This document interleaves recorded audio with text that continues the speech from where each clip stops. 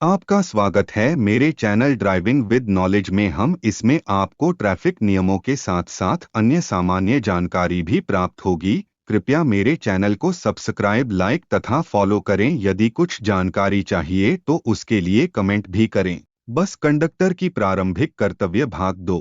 1. यदि बस में 2 द्वार हो तो निर्गम द्वार से अन्यथा प्रवेश द्वार से टिकट बांटने का काम करना चाहिए और किसी भी बस स्टॉप तभी किसी यात्री को उतरने देना चाहिए जब यह सुनिश्चित हो जाए कि वह टिकट प्राप्त कर चुका है। 2. एक बार यात्रा में प्रयुक्त टिकट को दूसरी बार इस्तेमाल नहीं किया जा सकता है, इसलिए उसे कभी भी प्रयुक्त टिकट को दोबारा नहीं बेचना चाहिए और कोई भी प्रयुक्त टिकट अपने पास नहीं रखना चाहिए।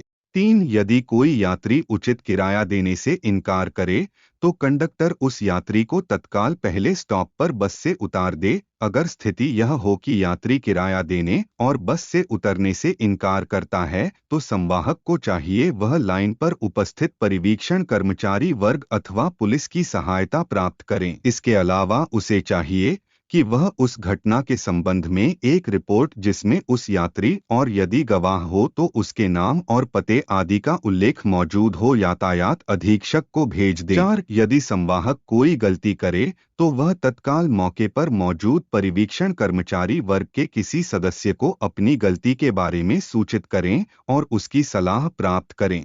5. यात्रियों के प्रति संवाहक के व्यवहार में सदैव अत्यधिक विनम्रता होनी चाहिए और उसे वाद विवाद से बचना चाहिए और विनम्र संबोधन जैसे मेहरबानी कीजिए, सुनिए, धन्यवाद आदि का प्रयोग करना चाहिए।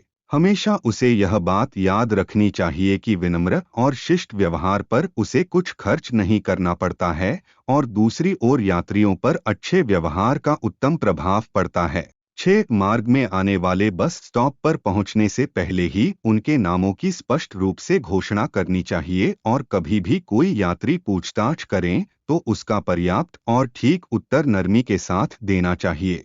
7. बस को रोकने और चलाने के लिए उसे चालक को घंटी संकेत या सिटी द्वारा सूचित करना चाहिए और जब निर्धारित बस स्टॉप पर बस रुकवाने के लिए संकेत करे तो उसे उचित फासले से ही ऐसा करना चाहिए ताकि आगामी बस स्टॉप पर बस रोकने में चालक को दिक्कत नहीं हो।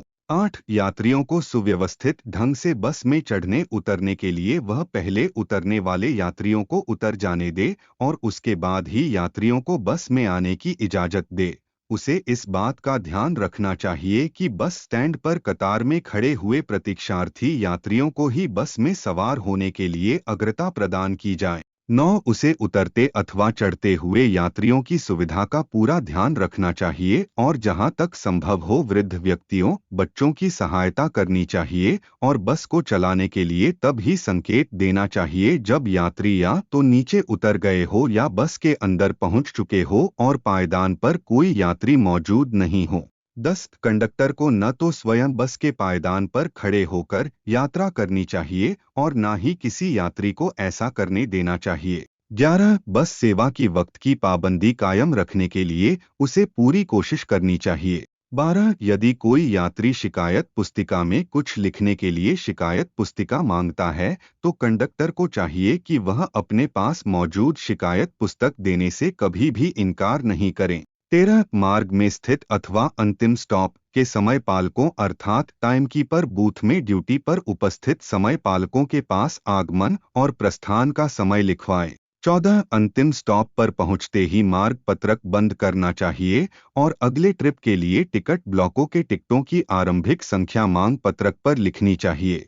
15. ड्यूटी पर उपस्थित लाइन के चेकिंग कर्मचारी वर्ग के आदेशों का पालन करना चाहिए, चाहे वह आदेश डिपो में दिए गए आदेशों के विरुद्ध ही क्यों ना हो। 16. नशीली वस्तुओं का सेवन करने के बाद बस संवाहन नहीं करना चाहिए। 17. बस में धूम्रपान नहीं करना चाहिए। 18. संस्थान के हित के लिए पूरी कोशिश करनी चाहिए। यदि आपको लगता है कि यह जानकारी आपके लिए लाभदायक है तथा इससे भी आगे की जानकारी चाहते हैं तो चैनल को सब्सक्राइब, लाइक व फॉलो करें। इसका अगला भाग बहुत जल्द आने वाला है। यह सभी जानकारी निगम के द्वारा दी गई जानकारी पर आधारित हैं।